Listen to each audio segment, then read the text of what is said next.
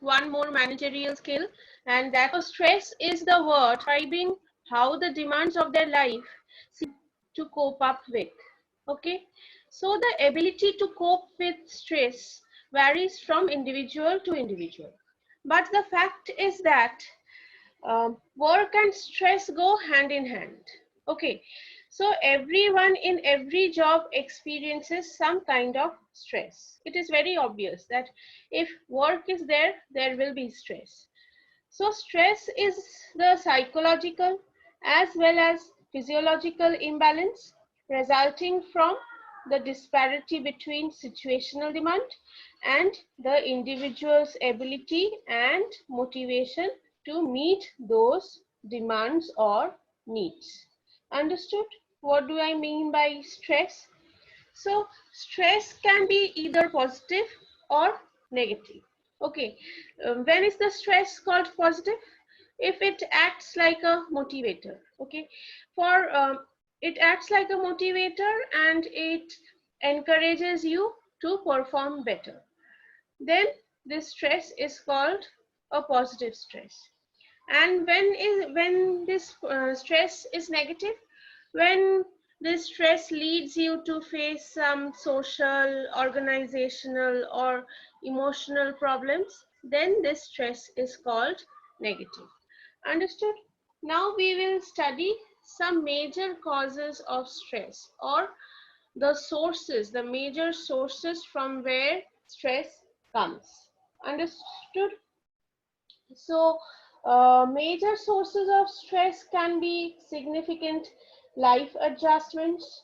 They can be daily routines or unrealistic life expectations, interpersonal relationships, and few other causes or sources can be psychological or spiritual or situational, or it can be organizational as well. Okay, now we will see what are the types of stress. Okay, there are three types of stress. The first one is the acute, the second one is the episodic, and the third one is the chronic. Short definitions of what acute stress is, or what episodic stress is, or what chronic stress is already written on your slide. Still, I am explaining you like what acute stress is. Stress can be acute if it is the result of some short time stressors. Okay, it is usually quite intense and then disappears quickly. So it is a very short term. It appears for a very short period of time. Okay, it is intense, so it is called acute, and it also disappears very quickly. Understood what is acute stress? Now the second type of stress is the episodic stress. Understood? So generally episodic stress happens to people who are always in a rush, but they always fail to meet their needs and they are always late. They are always unable to organize their work, organize their demands and pressures, clamoring for their attention. Understood? So they often blame their problems on other people and some external events as well. And this type of stress is called episodic stress. And these people who face episodic type of stress, they have a lot of nervous energy. Okay, they are very nervous. They are unable to complete their work. They are unable to organize their work, their tasks, and they are always in a rush, but they are always failing. Understood? Which type of people face episodic type of stress?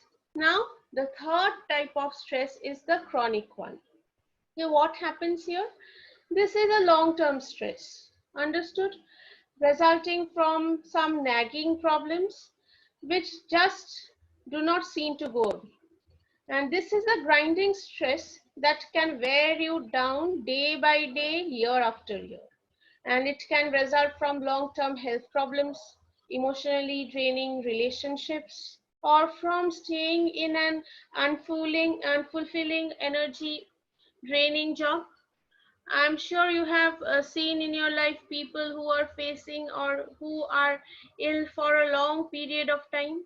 So it becomes natural for them to be in a depression, to be in a stress, which is not going to go away very easily. It is a long term, it will last for a longer period of time, and this type of stress is called chronic stress.